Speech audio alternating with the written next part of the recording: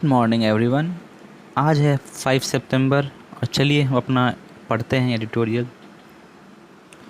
G2 with in G20।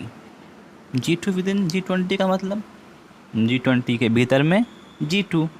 G2 मतलब group 2। दो group हैं G20 के भीतर जो कि डेवलप हो चुके हैं। Diplomatic tussles mean India job as the summit host is getting tougher. अब जो ये डिप्लोमेटिक खींचतान हो रही है ना, जो जो संघर्ष है, उसके कारण क्या होगा, इंडिया का जो काम है समिट होस्ट के रोल का, वह क्या हो जाएगा, बहुत ही टफ हो जाएगा, बहुत ही मुश्किल हो जाएगा। US versus China battle is getting sharper. US और चाइना के बीच में जो मतभेद हैं वो क्या हो रहा है, शार्प हो रहा है, तीखा हो रहा है। ये तो हमारा सब हेडिंग का मतलब था। अब पढ़ते हैं पैसेज। तो फर्स्ट पैराग्राफ में क्या कहता है कि नॉट विथ स्टैंडिंग मतलब के बावजूद Modi's pitch for consensus at the G20 summit the Ukraine issue has ensured that consensus has remained elusive in all ministerials held under India's presidency thus far। पहले ये समझ लीजिए, ये जो मिनिस्टेरियल्स है इसका मीनिंग क्या है। मिनिस्टेरियल्स का मीनिंग होता है कि all the minister level meeting, all minister level meeting, मंत्री स्तरीय मीटिंग जो भी हुआ है ना, उसको क्या बोलते हैं, मिनिस्टेरियल्स। तो कहता है कि G20 समिट में सर्वसम्मति के लिए, कंसेंसस के लिए मोदी का जो भाषण था ना, उसके बावजूद यूक्रेन का जो इशू है उसने यह इंश्योर किया है कि कंसेंसस हैज़ रिमेन्ड एल्यूसिव, कि जो सर्वसम्मति नहीं बन पाई है वो एल्यूसिव रहा है ना, एल्यूसिव रहा है। एल्यूसिव मतलब not easy to catch, find और अचीव। यहाँ पे अचीव वाला सेंस है कि वह अचीव नहीं हो पाया है, ठीक है। In all ministerials held under India's presidency thus far, India के प्रेसिडेंसी के अंडर जो भी मिनिस्टर लेवल की मीटिंग हुई है, उन सब के बावजूद भी अभी तक कोई सर्वसम्मति, कंसेंसस नहीं बन पाया है अभी तक, thus far. With both the US and the China Russia combine hardening their respective position. कहता है कि यूएस और चाइना रशिया ये कंबाइन होकर काम कर रहा है ना, ये एक पार्टी, ये एक पार्टी, ये दोनों अपना पोजीशन क्या कर रहा है ना, हार्ड किए हुए है, अपना पोजीशन स्ट्रॉन्ग किए हुए है, ठीक है। India needs to do a fine diplomatic balancing act to ensure the summit success. India को अब अगर ये समिट का सक्सेस करवाना है, क्योंकि ये इसका होस्ट है, इंडिया होस्ट है, तो अगर वो चाहता है कि ये समिट सक्सेसफुल हो तो उसको एक डिप्लोमेटिक बैलेंस बनाना पड़ेगा इन सब के बीच में। In fact divisions between the two camps had also emerged at the Bali G20 summit last year. कहता है कि जो इन दोनों के बीच में मतभेद है वो पिछले साल हुए बाली G20 समिट में भी खुल के या उभर के आया था, इमर्ज किया था। बैक देन, उस समय India had played a crucial role in drafting the Bali's declaration that noted both condemnation of the Ukraine war by member nation and the different assessment of the conflict by certain countries. देखिए, Bali declaration का मतलब क्या हुआ, G20 का जो conclusion निकला, G20 meeting हुआ तो वहाँ से जो लास्ट कंक्लूज़न निकला वो उसी को बोल रहा है बाली डिक्लेरेशन। कहता है कि बाली डिक्लेरेशन बनाने में इंडिया ने एक बहुत ही इम्पॉर्टेंट रोल प्ले किया था, जिसमें यूक्रेन युद्ध का क्या किया गया, कंडेम्शन किया गया, निंदा किया गया, और कुछ देशों के द्वारा उसका मूल्यांकन भी किया गया। जो मतभेद थे ना, उनका मूल्यांकन किया गया। असेसमेंट किया गया। ठीक है ना, चलते हैं नेक्स्ट पेज पे। However, drafting the Ukraine paragraph of the joint communique this time is proving to be a greater challenge because of the US and the China Russia combined have diverged even further। अब अगर जब बाली का meeting हुआ था उसके and होने पर एक वो दिया गया था ना, रिपोर्ट दिया गया था, एक प्रेस रिलीज़ दिया गया था जिसको कहा गया बाली डिक्लेरेशन।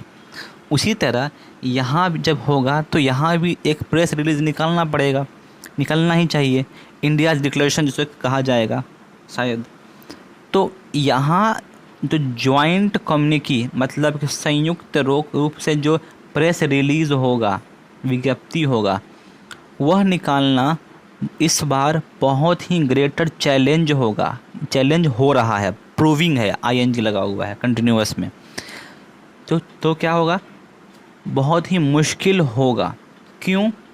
क्योंकि US and the China Russia combine, ये जो ग्रुप है इनके बीच में जो डाइवर्जन है वो और बढ़ चुका है, even further, diverge even further. While the Beijing Moscow strategic compact has grown tighter. Beijing यानी कि चाइना की बात कर रहा है और मॉस्को मतलब रशिया की बात कर रहा है। उनका जो स्ट्रेटेजिक कम्पैक्ट है, राजनीतिक जो क्या बोलते हैं इसको, राजनीतिक समझौता जो है वो बहुत ही टाइट हो गया, मतलब बहुत अच्छा हो गया है, सख्त हो गया है। There is bipartisan support in Washington for towards China in terms of trade, technology and geopolitical issues. अब क्या हो रहा है, बीजिंग और मॉस्को के बीच में जो राजनीतिक समझौते हैं वो बहुत ही अच्छे हो गए हैं, बहुत ही सख्त हो गए हैं। ठीक है ना। देयर इज़ बाईपार्टीशन यानी कि सपोर्ट, बाईपार्टीशन सपोर्ट मतलब टू पार्टी सपोर्ट। वाशिंगटन में, अमेरिका में दो पार्टी का सपोर्ट मिला है for a tougher approach, China के प्रति एक सख्त कदम लेने के लिए सपोर्ट मिला है। किन किन चीज़ों में, व्यापार में, टेक्नोलॉजी में और जियोपॉलिटिकल इश्यूज़ में लेने के लिए वहाँ पार्टियाँ सपोर्ट कर रही हैं। For example the US has now made it clear, US ने इस बात को क्लियर कर दिया है कि it won't be selling sophisticated chips. ये लेज़ की बात नहीं कर रहा है, ये जो कंप्यूटर चिप्स होते हैं या जो फ़ोन में चिप्स लगते हैं उनकी बात कर रहा है, वो इलेक्ट्रॉनिक चिप्स, लेज़ की बात नहीं हो रहा। Selling sophisticated chips to China, China को अब वो कोई सोफिस्टिकेटेड चिप्स नहीं बेचेंगे। Which is believes can be used by the Chinese military, जो US का मानना है कि इन चिप्स का इस्तेमाल चाइनीज़ मिलिट्री करती है। In fact this tough on China approach is feeding into the US determination to thwart Russia's military operation in Ukraine. दरअसल में यह जो चाइना के ऊपर जो टफ लगाया गया है ना, मतलब कि सख्त कदम उठाए गए हैं, यह अप्रोच जो है जो फीड कर रहा है US का जो डिटर्मिनेशन है टू थ्वार्ट मतलब ख़राब करना Russia's military operations in Ukraine. Russia का जो मिलिट्री ऑपरेशन यूक्रेन में चल रहा है ना, उसको बंद करने के लिए, उसको ख़राब करने के लिए, उसको ख़त्म करने के लिए जो US का क्या है, डिटर्मिनेशन है ना, वो जो उसकी डिटर्मिनेशन को क्या बोलते हैं, संकल्प। तो उसका जो संकल्प है कि ख़त्म करना है, उस चीज़ को वो क्या कर रहा है, फीड कर रहा है, मतलब उसको ताकत दे रहा है, भोजन करा रहा है, ऐसे समझिए। तो किसी संकल्प को फीड करना मतलब उसको दृढ़ करना, ठीक है ना। तो इसीलिए ये अच्छा काम कर रहा है अमेरिका अपने according. puts India in a tricky spot while New Delhi needs Washington support to counter Beijing's design in Asia। यह भारत को एक मुश्किल स्थिति में डाल रहा है, जबकि नई दिल्ली को वाशिंगटन का सपोर्ट चाहिए नई दिल्ली को मतलब इंडिया को वाशिंगटन का सपोर्ट चाहिए to counter Beijing's design in India. Beijing का जो मंसूबा है ना उसको एशिया में काउंटर करने के लिए, है ना। डिज़ाइन मतलब बीजिंग का जो मंसूबा जिसको बोलते हैं, डिज़ाइन मतलब बीजिंग की जो स्ट्रेटजी है, चाइना की जो स्ट्रेटजी है उसको काउंटर करने के लिए वाशिंगटन की हेल्प चाहिए। It is also dependent on Russian military hardware for its arm forces. Bharat जो है वो रशिया का जो मिलिट्री हार्डवेयर है उस पे आर्म फोर्सेस के लिए, अपने आर्म फोर्सेस के लिए डिपेंडेंट है, हथियार ख़रीदता है वहाँ से। बट लेकिन ये भी तो देखना है कि रशिया और चाइना एक हो चुके हैं। अभी रशिया और चाइना एक हैं, एकदम अच्छे से काम कर रहे हैं। तो अगर चाइना के ख़िलाफ़ जाना भी है तो रशिया भी तो इसके साथ में है, इससे आप हथियार नहीं खरीद पाओगे। और नहीं खरीद पाओगे तो भाई बचेगा कौन? अमेरिका। और अमेरिका का सपोर्ट आपको चाहिए अभी। But it is increasingly clear that given current geopolitical realities, लेकिन यह अब क्लियर है कि जो करेंट जियोपॉलिटिकल रियलिटीज़ हैं उसमें इंडिया हमेशा क्या रहेगा? थर्ड पे रहेगा। In any India China Russia trilaterals, 3 देशों में चाइना, रशिया और इंडिया में इंडिया हमेशा थर्ड पे रहेगा। ये चीज़ क्लियर है। Therefore New Delhi must diversify its supply chain, इसीलिए नई दिल्ली को अपना सप्लाई चेन को क्या करना पड़ेगा? डाइवर्सिफाई करना पड़ेगा, both in military lines and strategic products like APIs and batteries to reduce its dependent on Russia and China. Military lines में भी और जो स्ट्रेटेजिक प्रोडक्ट्स होते हैं जैसे कि API, एप्लीकेशन प्रोग्रामिंग कुछ होता है ऐसा इंडेक्स, या और batteries to reduce dependence on China and Russia, ताकि आप चाइना और रशिया पे डिपेंडेंसी कम हो सके।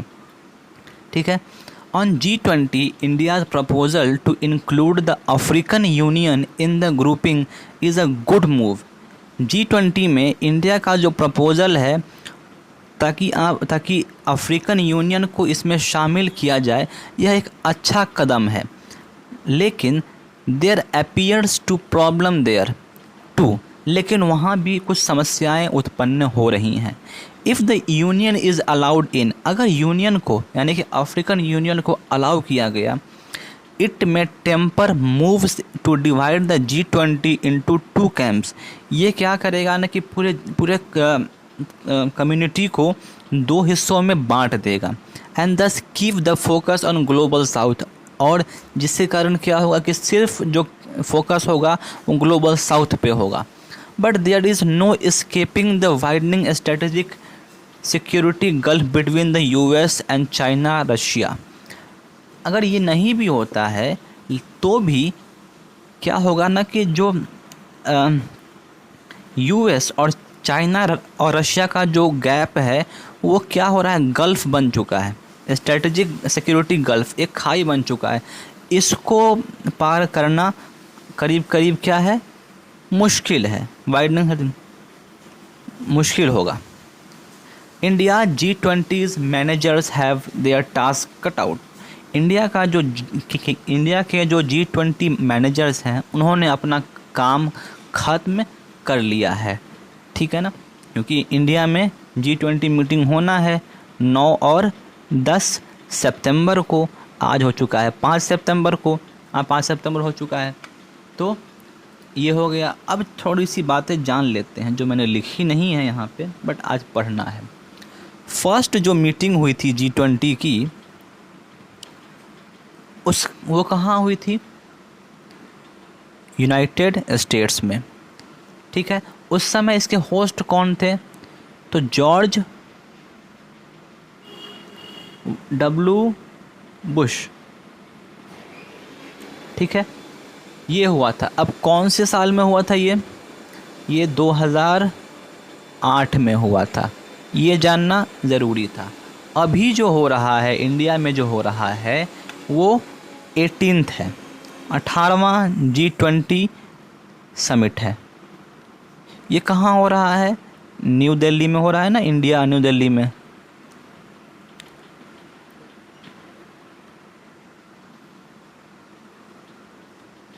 और इसके होस्ट कौन है? नरेंद्र मोदी। ठीक है, अगला जो होगा ये ध्यान रखना है, 19th जो होगा 19 G20 वो हमारा ब्राज़ील में होगा, ब्राज़ील में होगा। और इससे पहले जो हुआ था 17th वाला, जो कि हमने पैसेज में पढ़ा भी, वो कहाँ हुआ था? बाली। बाली क्या है? इंडोनेशिया में है। कहाँ पड़ता है? इंडोनेशिया। तो ये इम्पोर्टेंट बातें थी कि 17th कहाँ हुआ था, 18th कहाँ हो रहा है, 19th कहाँ होगा, और पहला वाला कहाँ हुआ था और कौन से साल में हुआ था। ठीक है। अच्छा, G20 में कौन कौन से मेंबर्स हैं? तो G20 में 20 मेंबर्स हैं, तो सबका नाम आज याद नहीं करेंगे, बट बस कुछ का याद कर लेते हैं। एक तो ए से शुरू होने वाला में अर्जेंटीना है। ध्यान रखना है कि ए से शुरू होने वाले में अर्जेंटीना और ऑस्ट्रेलिया, और कोई नहीं। ये ए वाले हो गए। ठीक है, अब चलते हैं बी वाले में। बी वाले में कौन है? ब्राज़ील, जहाँ की अगले बार का G20 होना है। सी वाले में चलते हैं, तो सी वाला में हम हमारा बस कनाडा, चाइना, बस सी वाले में यही है। डी से कोई नहीं है, ई से कोई नहीं है, और एफ से कौन है? फ्रांस। ठीक है, जी से कौन है? जर्मनी। और जी के बाद एच से कोई नहीं, आई से इंडिया, इंडिया है। और लास्ट जो हुआ था वो इंडोनेशिया है, और इटली है। कितने हो गए? 3 4 5 6 7 8 9 10 10 देश हो गए। G20 के 10 देशों के नाम आपको याद होने चाहिए। अगला 10 हम कल कर लेंगे। ठीक है, इसी के साथ थैंक यू।